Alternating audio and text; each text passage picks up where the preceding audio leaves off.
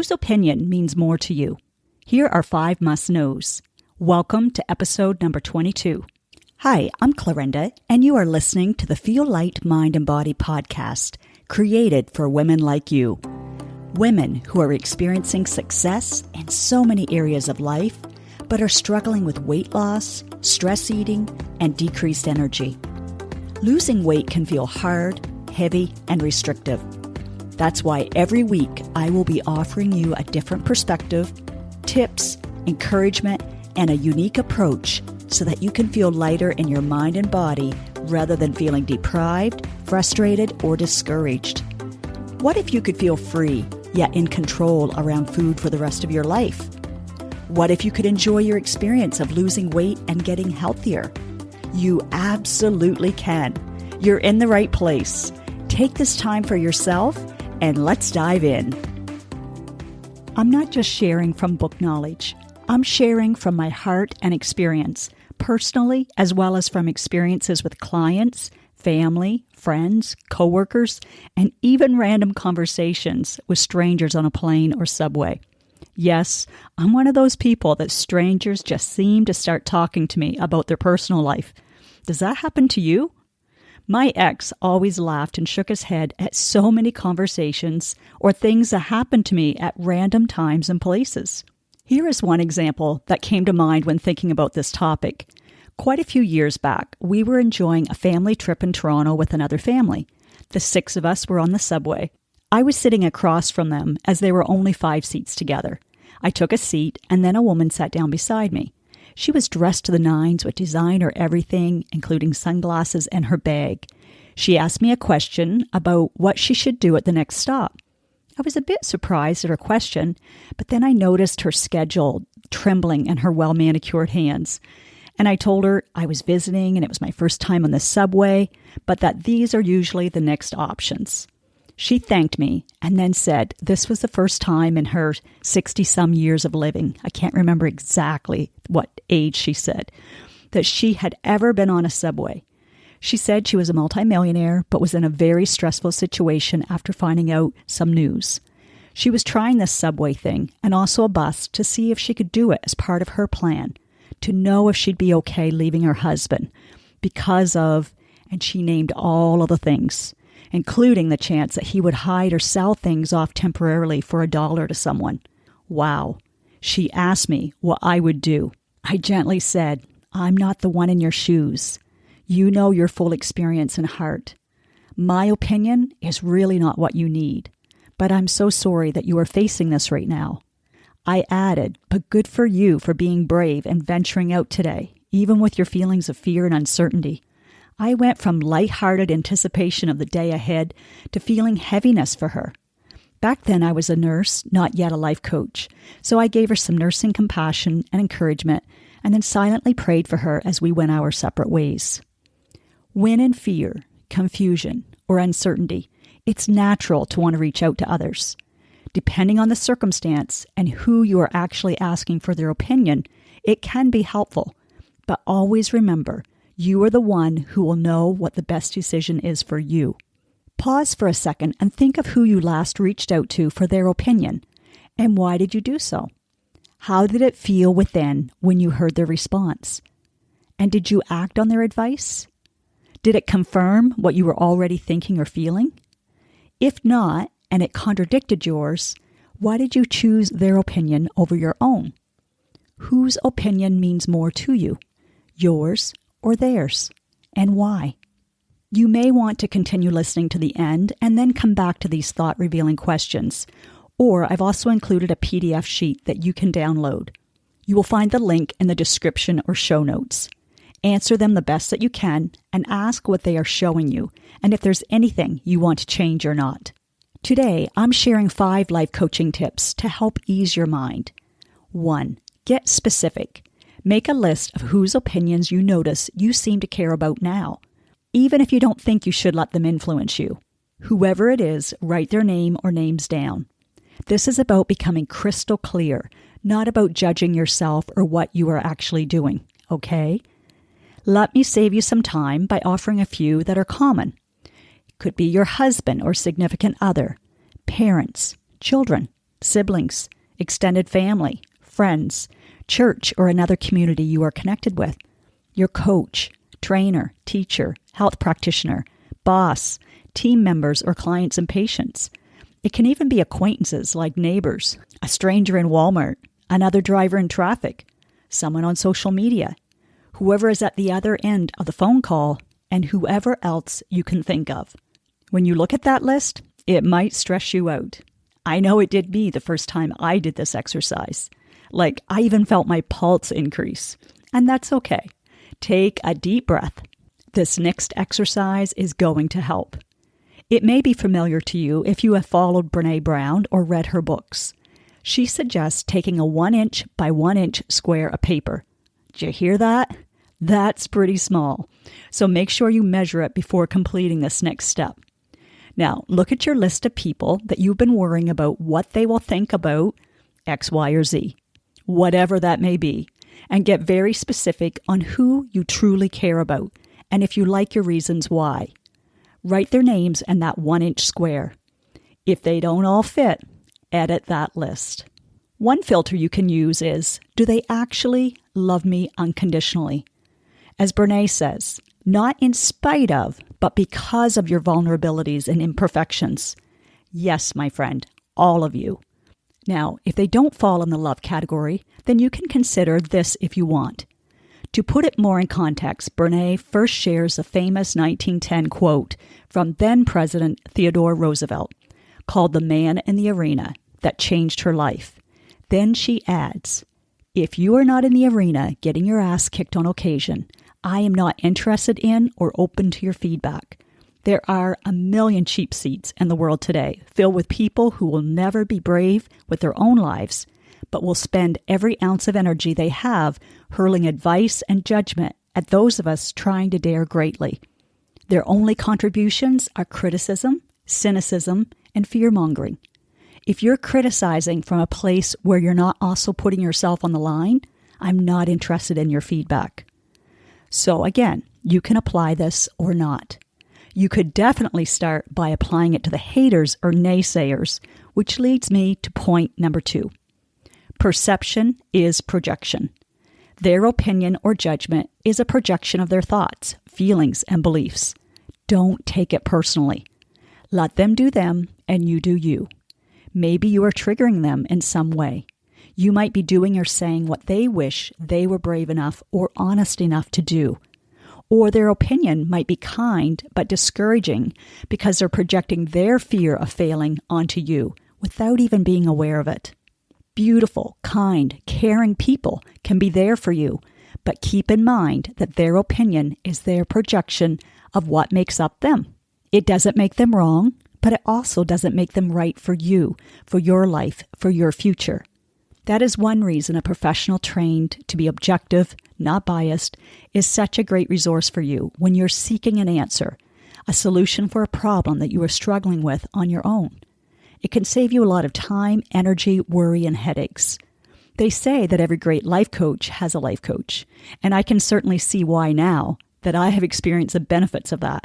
It frees up mental space and emotion so much quicker, which allows me to be more efficient and consistent in my life and in serving you, my listener, and my clients.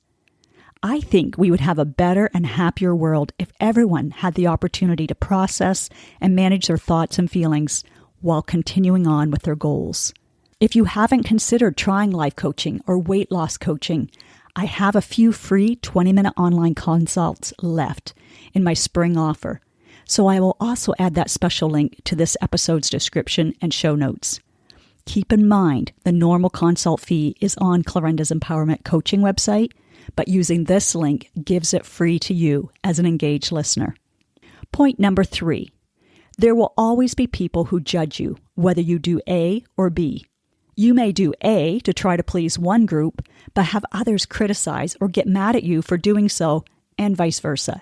So in order to have peace of mind and live an authentic life, you will benefit so much from learning how to let go of worrying about what other people think and practice it as many times as needed.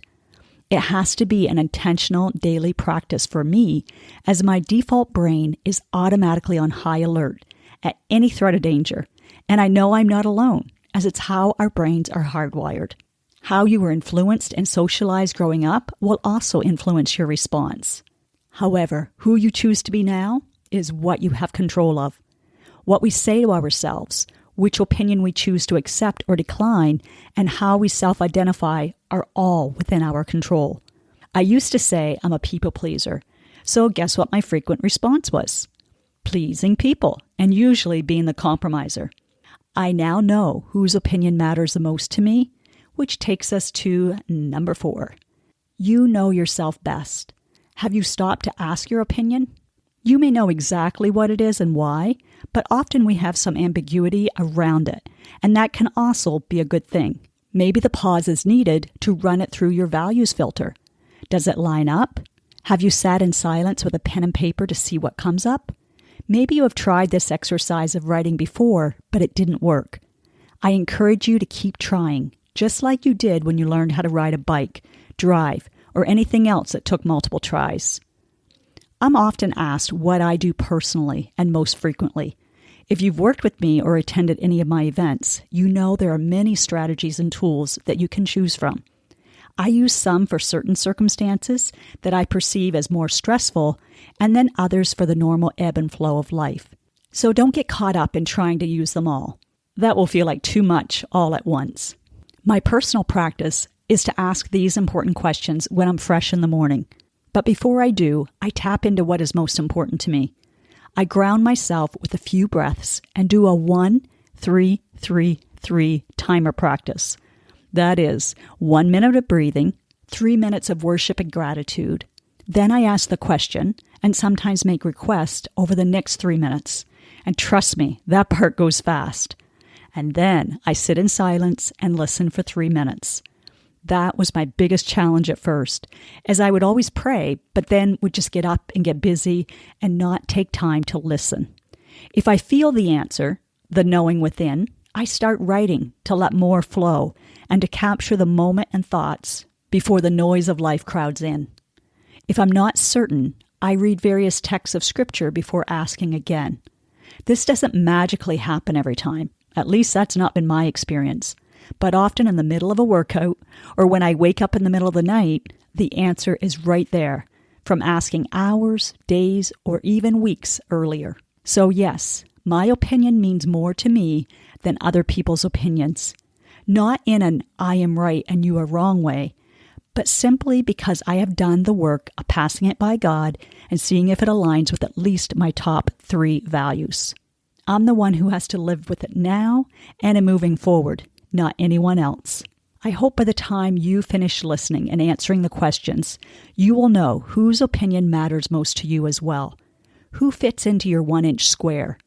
But remember to run your opinion decision through your filter of what you value first, even before you run it through those you wrote in your square. This will vary from person to person.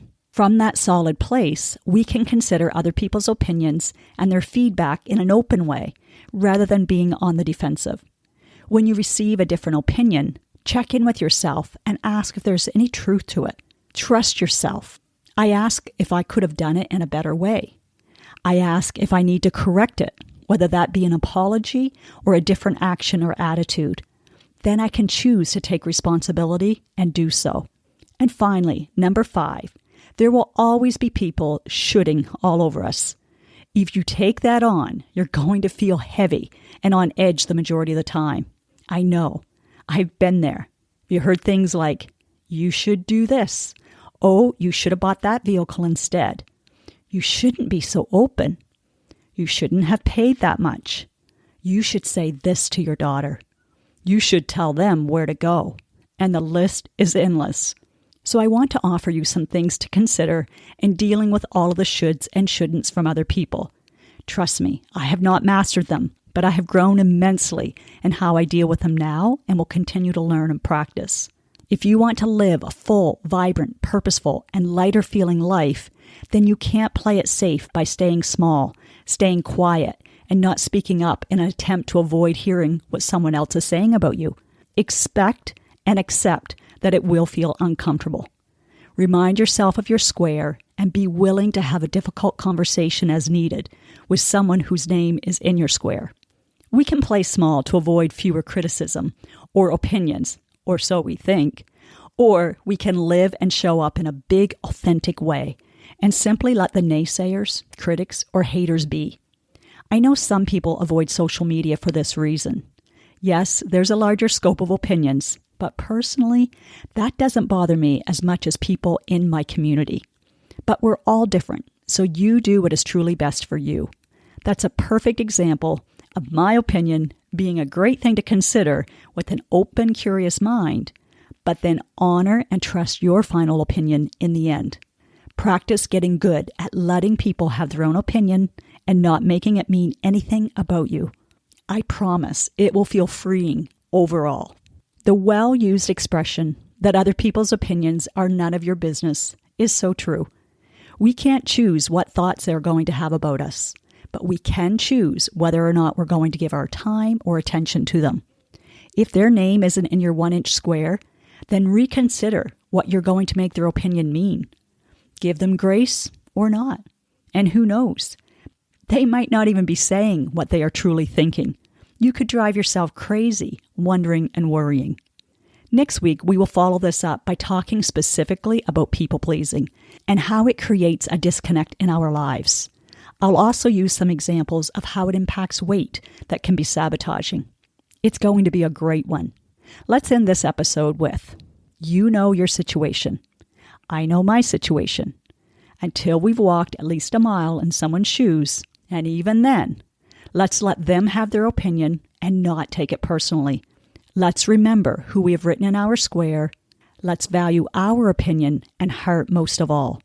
Remember, you can find the link for the complimentary questions with even the 1-inch square ready for you in this episode's description or show notes. If you want to make it even more interesting, share this podcast with a friend, book club, colleague, or women's group, and have a fun night out or in discussing whose opinion means the most to you and these 5 must-knows. Are you up for the challenge? Let's go. Now, do yourself the biggest favor. From love, take at least one action step from what you learned today. Knowledge without application won't give you the results that you desire. Let me know on Instagram, Facebook, LinkedIn, wherever, what you are choosing to do and when. And yes, please leave a podcast review wherever you are listening to this. When people read your words and can see themselves in them, then you are contributing to women empowering other women. And that feels amazing. You just might change or save a life today.